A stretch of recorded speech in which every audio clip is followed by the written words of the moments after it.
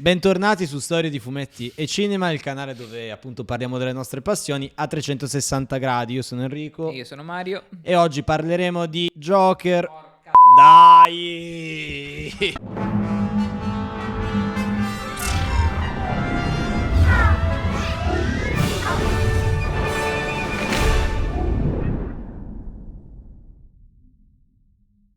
Oggi parliamo di Joker Folie à deux, film che abbiamo visto stamattina. Io ho sempre paura di pronunciarlo in francese ignobile. À deux. E beh, dati, va bene, À deux. andava bene. Vabbè, fa più milanese forse. Film appunto sequel dell'omonimo Joker di Todd Phillips Del 2019, Leone d'Oro a Venezia. Esattamente, film che quando è uscito sembrava essere messianico, cristologico, meraviglioso. Sì. Tutti ne parlavano come un La capolavoro nuova era dei immenso. cinecomics. Poi è invecchiato male, non si sa come, tra l'altro, Ma nella questo mente delle no, persone. dai, in realtà sto... No, Nell'internet è invecchiato ma molto l'internet male. ma l'internet parla. Va bene, va bene, ce ne va sono bene. tanti nell'internet. Comunque oggi parliamo appunto del sequel che sull'internet sta venendo massacrato Sì. in maniera esagerata, too much.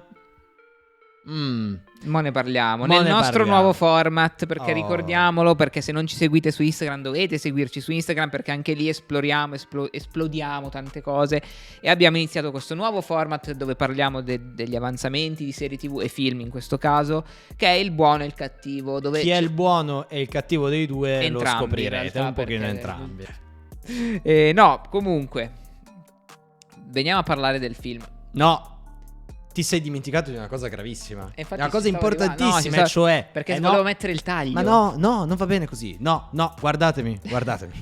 Look at me. Prima di iniziare dovete assolutamente iscrivervi al canale, Sì. attivare la campanella, lasciarci un commento, lasciate qualsiasi commento. No, qualsiasi no, cioè... No, beh, nel limite della decenza, magari anche solo un emoji di un clown. Ricordatevi che per noi è importantissimo. A voi non vi costa niente, però Esattamente. per noi significa veramente tanto, perché ci aiuta ad andare avanti. Qualora non ci steste guardando in video perché vi piacciono le nostre voci, e magari esiste qualcuno, non lo so. Che feticista strano. Vabbè, se vi piacessero le nostre voci, comunque se ci preferireste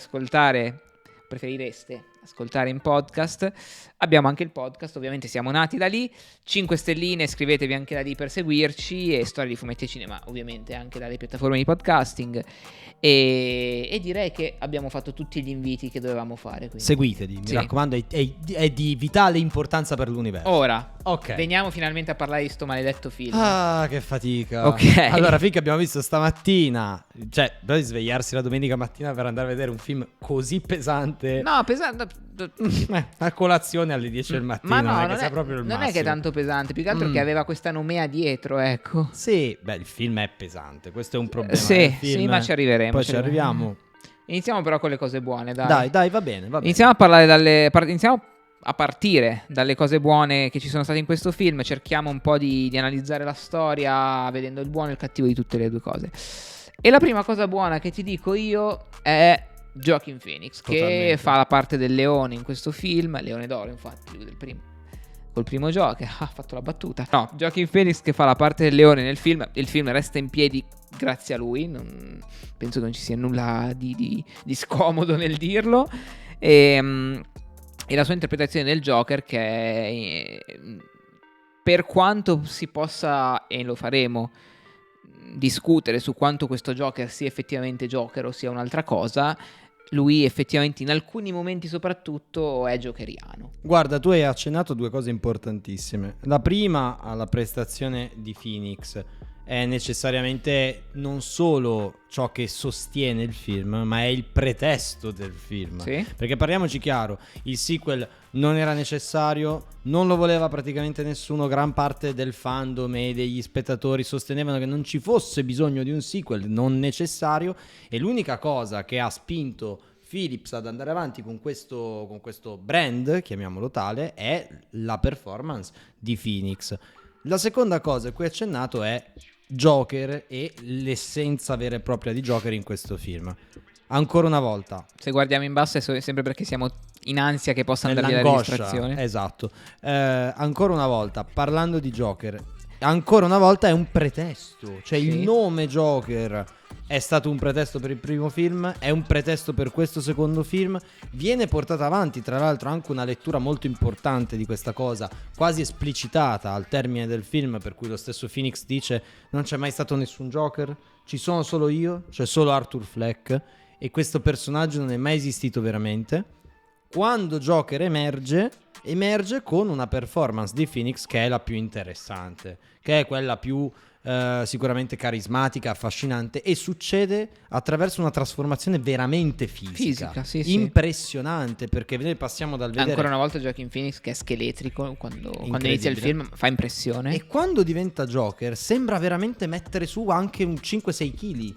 È stranissima come cosa, perché questo switch avviene veramente in un attimo, nella tirata del capello all'indietro, nello spostamento della schiena, nel portare avanti la mascella. Cioè c'è subito una trasformazione e un'involuzione immediata dopo. Quindi sicuramente quella di Phoenix come performance è quella che ancora una volta tiene tutto il film sulle proprie spalle, e questo è Sì, ineluttabile proprio, sì. Devo fare. per forza. Ecco, allora, altra cosa positiva, e ci attacchiamo a questa cosa qui. Allora, il film si divide in due macro aree Sì. sostanzialmente.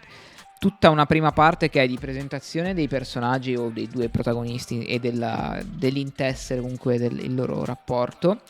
E tutto è ambientato all'interno di Arkham, quindi tutta la parte che racconta l'Arthur Fleck paziente o vittima, perché questo già dal primo film veniva raccontata un po' questa cosa. Paziente mai, in realtà solo carcerato e Sì, vittima sì. continua degli abusi, della violenza, di un Sì, sistema che era il primo film, cioè era quello che ci raccontava il primo Ti film. dirò di più, che se il primo film voleva denunciare quello che era l'abbandono per le disabilità mentali, questo è un film che vuole anche denunciare il sistema carcerario, Mhm. perché mostra continui abusi, continua cattiveria, continua violenza, Insensibilità, incapacità di esatto. gestire queste personalità. La seconda parte del film con annessi intramezzi musicali, perché poi il film è un musical, diciamo, l'hanno presentato così fin dall'inizio, sul quale e torneremo. la scelta di Lady Gaga ovviamente andava a vertere su quello.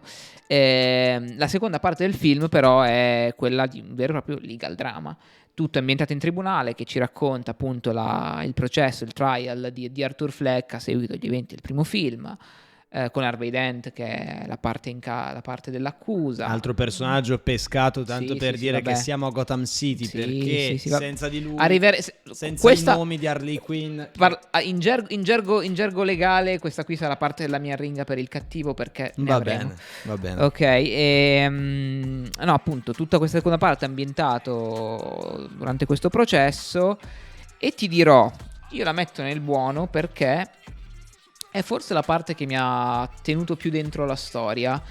È quella parte per cui volevo vedere appunto come vogliono spingere Arthur Fleck al limite, o come vogliono fare uscire il Joker, come il Joker deciderà di interagire con la parte lesa della città, parte lesa o parte che vuole essere dalla parte del Joker, perché poi perché poi c'è questa grande divisione tra i sostenitori di Joker ed era stato ciò su cui si era scatenata la polemica sul primo film. Secondo me, anticipo un attimo quello che sarà nel cattivo. Scusa se ti interrompo, ti riferisci alla retorica del primo film? Questa qui è cosa che approfondiremo dopo, appunto il fatto che sia stato anche male interpretato il primo film. Su questo ci arriveremo, però appunto tutta questa seconda parte di processo, dove si vedeva appunto come cercavano di incastrare Joker, dove la sua difesa cercava invece di difenderlo e quant'altro, con questa cosa delle doppie personalità, ok.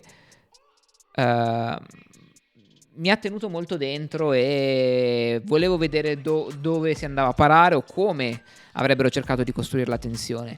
Ecco, secondo me questa poi è stata un'occasione un pochetto sprecata, però comunque voglio salvare il fatto che sia quella la parte, diciamo, forse meglio costruita del film. Sì, decisamente, sono d'accordo con te, decisamente più interessante, più intrigante rispetto alla prima parte che in realtà presenta tutto quello di cui abbiamo parlato prima, quindi i problemi degli abusi nei carceri, l'incontro con questa Harley Quinn, che di Harley Quinn ancora una volta ha poco o niente veramente Poi- poco, ci viene spiegato alla fine. C'è No, una c'è cosa. qualcosa che...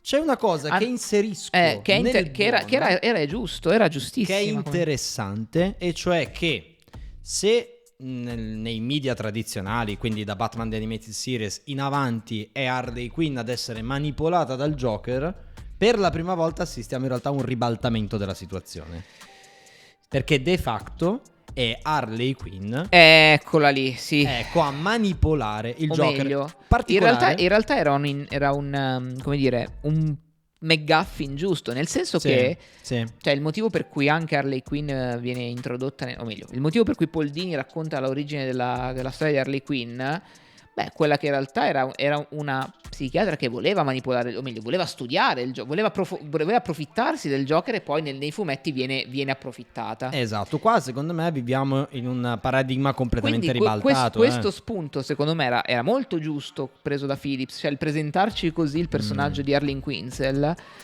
quindi come questa studentessa di psichiatria, perché lo dice il film, che non è povera ma viene dall'Upper West Side, Upper East Side forse, va bene, di Gotham, che è New York. sì, no, è però New vabbè. York, guarda, Sì, New York infatti, viene chiamata palesemente Gotham New York, comunque. sì. Come appunto che si fa internare volontariamente perché voleva studiare il caso di Arthur Fleck, e era un pretesto perfetto per introdurci Harley Quinn. Sì. Qui diciamo secondo me potremo a breve entrare nella parte del cattivo, Ma sì, manca poco. sì, perché il buono diciamo che a breve finisce. Anche appunto, altra anticipazione usata male, perché a un certo punto poteva esserci il twist della sfruttata della sfruttatrice che finisce per essere sfruttata, come sarebbe dovuto essere col personaggio del Joker. Esatto, però abbiamo detto che di Joker qua c'è poco o niente, ci torniamo poi dopo. Ripesco altre cose positive del film, Sì. Vado avanti. La questione metanarrativa, cioè una cosa molto carina, anche qua usata poco e secondo me anche malino, si poteva forse premere di più su questo aspetto, però anche solo far intrigare il pubblico con questa cosa è interessante, cioè, perdonami, vai.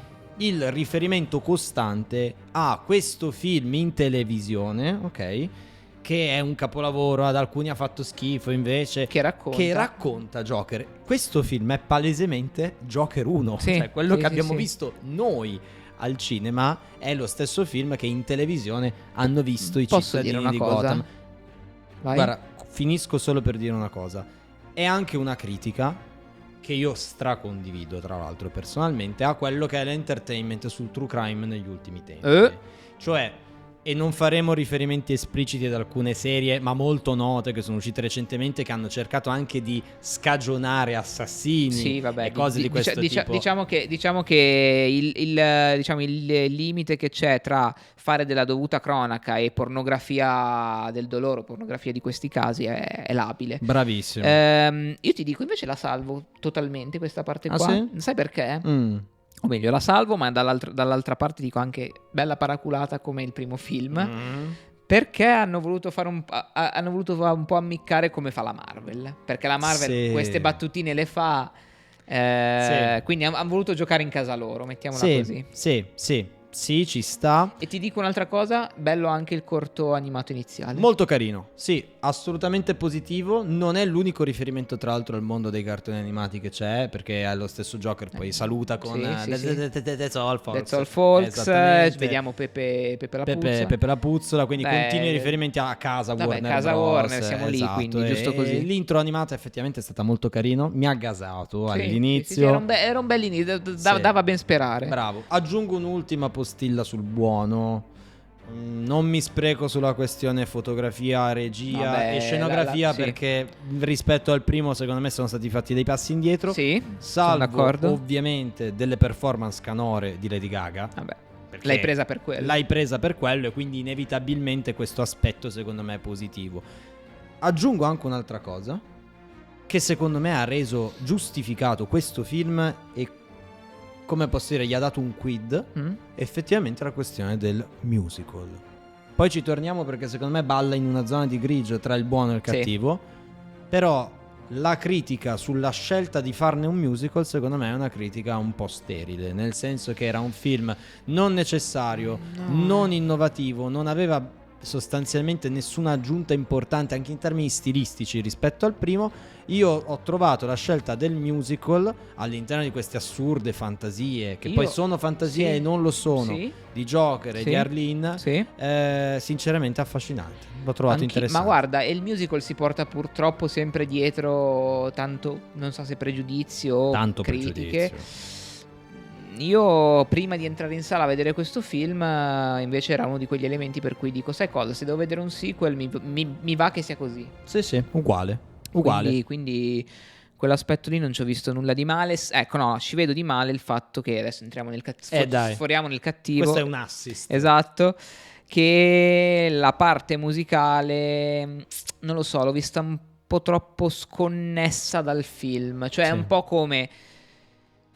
A volte ho pensato che Todd Phillips magari avesse in testa i pezzi musicali e su quelli ci abbia ricamato intorno la storia, però senza trovare un buon collante. Sono d'accordo. Ti aggiungo un'altra motivazione. Cerca di fare il musical, vuole fare il musical, ma non lo fa mai veramente del tutto. No, è vero, non sforza, cioè, ci mette gli intermezzi, bravo, però poi non prende la piega definitiva, non fa La La Land. Bravo, sono solo intermezzi in cui due persone cantano, non ci sono altri interventi. Sì, l'ambiente circostante non viene mai utilizzato. Quasi mai, se non nelle fantasie, ma comunque non sono coinvolti altri personaggi. Che è una scelta in realtà, perché poteva essere il voler raccontare quello che era nella testa dei loro due, ok? Sì, però comunque se era nella testa potevi usare l'ambiente. Avrei preferito vedere balletti improvvisati, gente della giuria che inizia a cantare, gente che inizia a dire non è vero, sì è falso, è colpevole, è innocente, cioè esagera. Diventa musical in tutto. Cazzo, hai voluto iniziare a fare questa cosa? Esagera. Sì. Cioè, fai veramente il musical, non farlo a metà.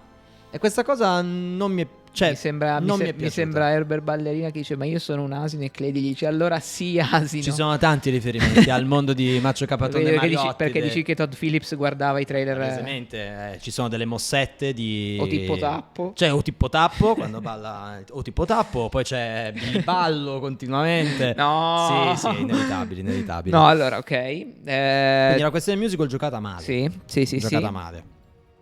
Altra cosa, qui ci butto proprio il carico da 90. Vai, cala sto briscolone. Che allora, se il primo film era stato criticato per me giustamente perché era stato molto paraculo, avevi voluto diciamo ammiccare, richiamare le ambientazioni di Taxi Driver e Re per una notte perché volevi fare l'omaggio a Scorsese o semplicemente attingere perché così ti veniva più facile fare il film bello. Ok.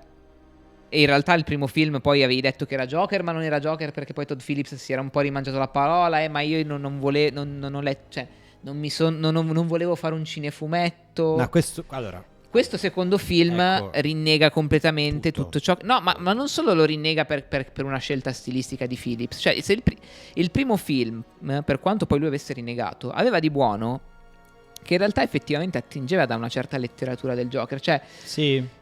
Cercava di costruire un personaggio qualcosa da The Killing Joke lo pescava, sì, ma dandoci comunque tipo le origini, dandoci comunque dei riferimenti o comunque una discesa del personaggio tale per cui tu alla fine potevi pensare sì, io me la accollerei questa origine di Joker nel primo film, ti dico.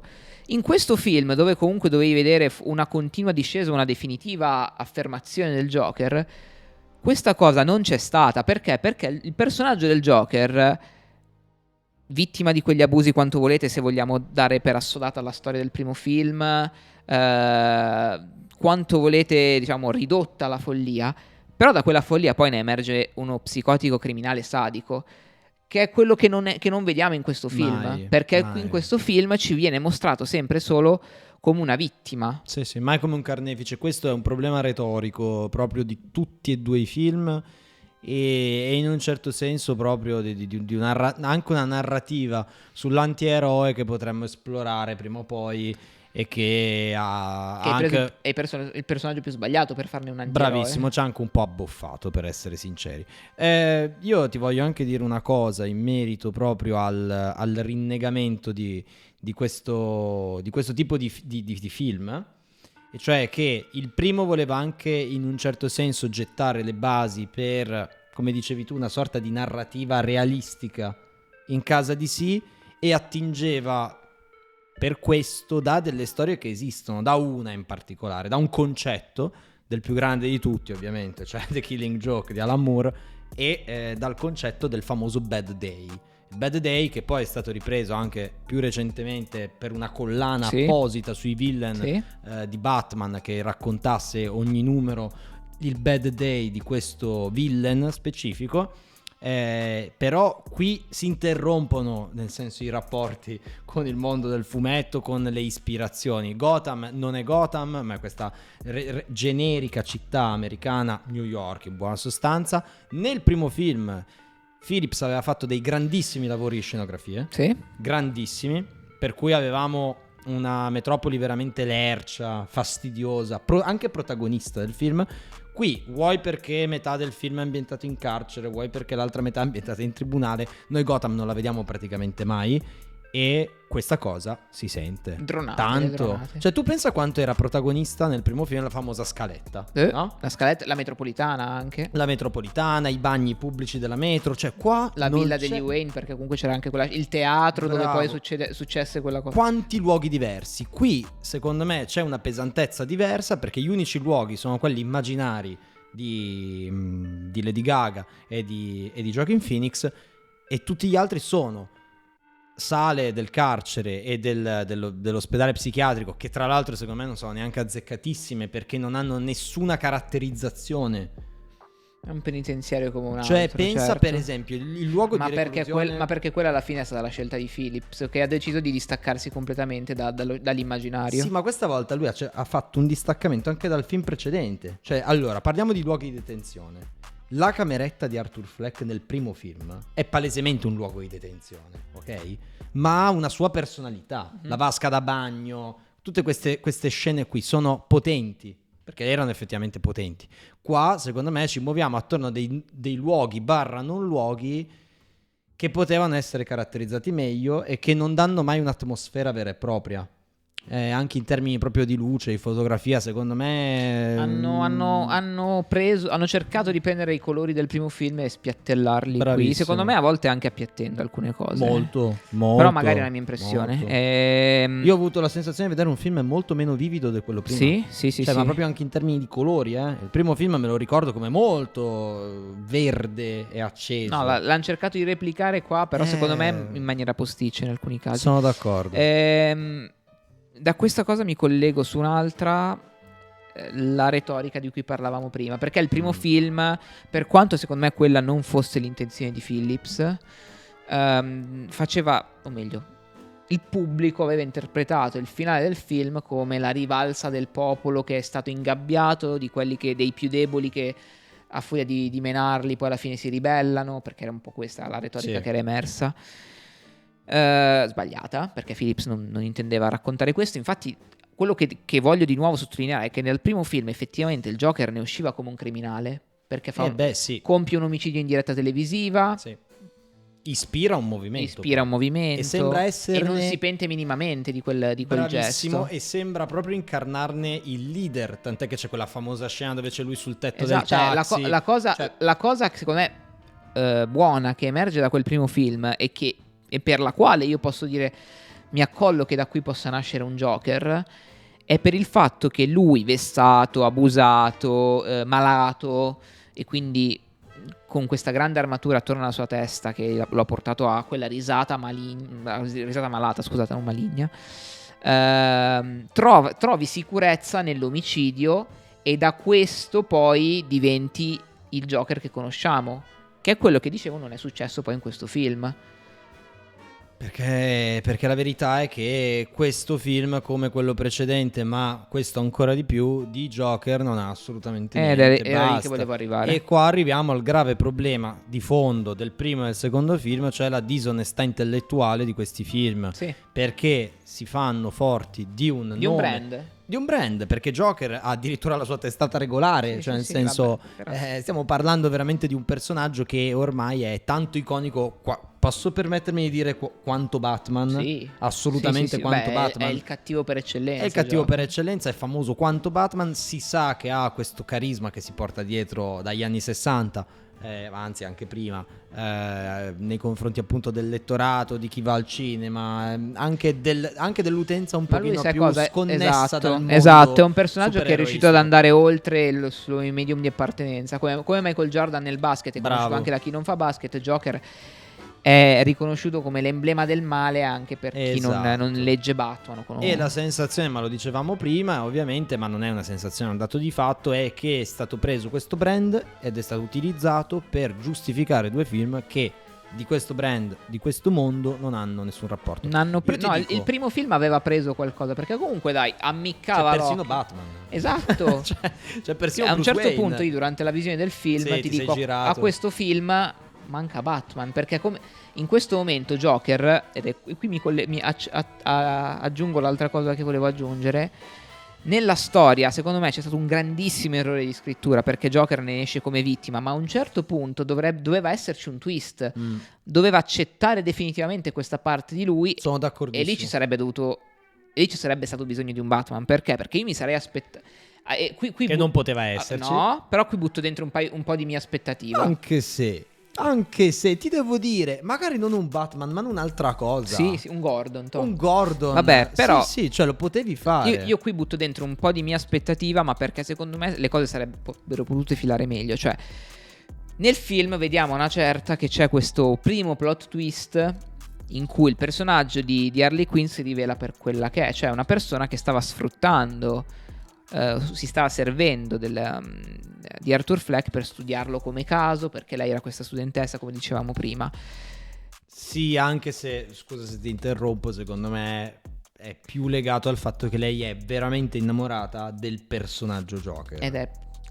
Ed è pazza. Sì, Assolutamente malata. Sì, ma... sì, però questo qui è un altro grande errore, perché Sì. è Joker che rende Harley Quinn l'Harley Quinn. Esatto, però vabbè, però questo vabbè. qui è uno può dire accollati che ha voluto fare così. Tra No, il l'altro ne problema abbiamo parlato nel video dedicato Lo a linkiamo. Mad Love, Amore Sì. Folle, che trovate sempre su questo se canale. ci state ascoltando su Spotify, ve la portiamo anche in audio a breve. Assolutamente. No, stavo dicendo, a questo punto, nel momento in cui c'è questa rivelazione, il Joker, per essere Joker, doveva essere lui a manipolare Harley Quinn in quel momento. Sì. Invece perdonatemi il termine, lui resta sottone. Certo. Ma perché, Cioè, ma perché lui è Arthur Fleck alla fine, lui non è Joker. Esattamente quello che dichiara lui. Questo film ci fa passare come il povero Arthur Fleck che è stato vessato, che ha fatto quegli omicidi sbagliando, che adesso vogliono condannare a morte, Esatto. ma che alla fine resta sempre solo una vittima di un sistema errato. Sì. Non diventa mai il criminale, come dicevo prima. E questa cosa qui, secondo me, fa perdere completamente di mordente a un film che poi poteva veramente essere l'atto conclusivo di questo Joker. Perché Joker non deve essere un antieroe. Joker è un sadico, psicotico, assassino. E questo acceleratore non è stato premuto. Mai. Tra l'altro sembravano proprio le premesse della fine del primo film. Cioè, il primo film finisce con lui rinchiuso ad Arkham che se la ride di gusto, ok? E noi abbiamo assistito alla nascita di Joker. E questo film sembra invece voler dire tutto il contrario. Sì. Cioè, no, fermi tutti, Joker non è nato. Ma poi Joker esiste o non esiste? Per questo dico che mancava Batman, perché sì. in una sceneggiatura più efficace sarebbe servito il Joker che definitivamente, forse anche al plot twist di Harley Quinn che si serve di lui, accettava questa parte criminale che, come dicevamo, come si vedeva dal primo film, gli aveva dato quella sicurezza che lui non aveva. Magari sto malinterpretando da un punto di vista psicologico questa cosa, nel caso scrivetemelo. No, secondo me invece, non essendoci un Batman, quindi non essendoci qualcuno che possa poi fermare eventuali carneficine, non hanno potuto, diciamo, far attuare questo plot twist. Forse non era neanche nelle intenzioni di Phillips, ma ripeto, se questo è... Ma allora quali erano le intenzioni Esatto, di Phillips? esatto. Cioè, qua il problema di fondo è quali erano le intenzioni di Phillips, perché più ne parliamo e più mi rendo conto che c'è stata della confusione, che non si capisce dove si voglia andare a parare. Quindi alla fine del processo, no, c'è stato un ottimo momento nel processo quando lui fa questa ringa, e in quel momento io ho visto un momento jokeriano. Sì. contro l'amico nano. Paddle, Esatto. sì.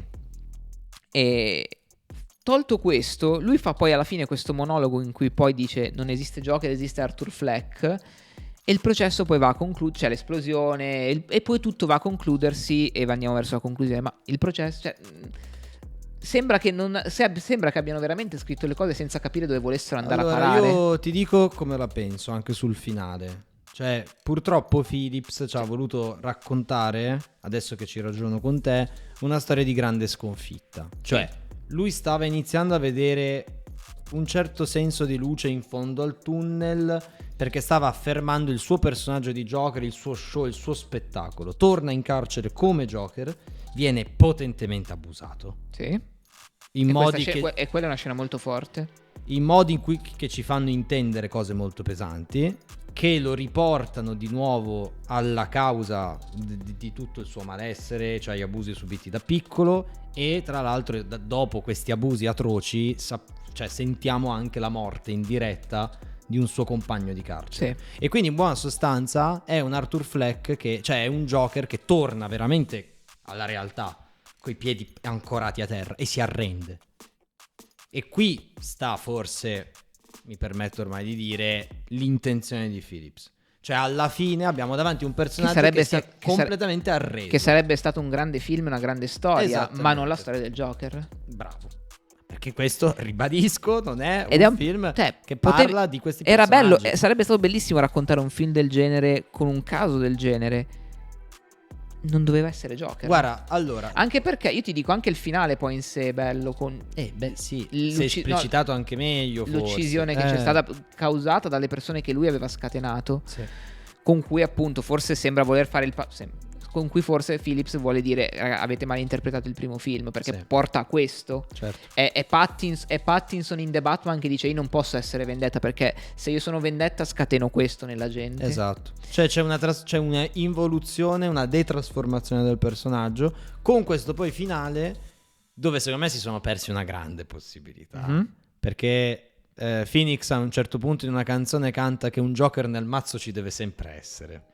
E il finale dell'omicidio di Arthur Fleck, perché non è più Joker, è un passaggio di consegne. Sì. Da quel ragazzo che lo ammirava tanto, tant'è che alla fine fa anche questa palese reference al Joker di Sì. Heath Ledger, perché sentiamo e lo intravediamo che si fa le cicatrici con il coltello mentre ride, mentre è tutto sporco di sangue, e lì si sarebbe stato interessante metterci, ma proprio è una cazzata, sarà fanservice, non lo so, però forse l'avrei voluto una bella frasina "There's always a Joker in the deck". No, vabbè. Così. Sfociavi in Gotham come niente lì. Dici? Forse Sì. un po' sì, forse un No, po' sì, però ripeto, peccato. peccato. Peccato, la voglio Peccato in concludere generale. così, peccato. Chiudo la parte sul cattivo, poi arriviamo un po' alle conclusioni con altre due cose che non mi hanno fatto impazzire. La performance recitativa di Lady Gaga secondo Sì. me è insufficiente, cioè nel senso, lei ha tutte le carte in tavola per poter essere una grande attrice. Secondo me questa volta delle sue capacità, ma perché probabilmente è scritto male anche il personaggio, non abbiamo visto nulla. E sulla performance di Phoenix, straordinaria, per carità, ma secondo me meno potente rispetto al primo film e più ridondante. Cioè ci sono delle scelte anche di movenze, Vai anche ad ammiccare quelle cose lì. certo. continue, cioè sono sempre le stesse pose e sono sempre le stesse mossette. Io ti voglio ricordare anche Ehm, una cosa del cattivo che tu avevi detto, ti stai dimenticando. Quante sigarette. Eccola. Eccola. Le Gli anni sigarette. Gli anni 70 sono finiti, amico mio. Le suore che fumano, i nani. Sacco, una suora nana che fuma. Una suora nana che...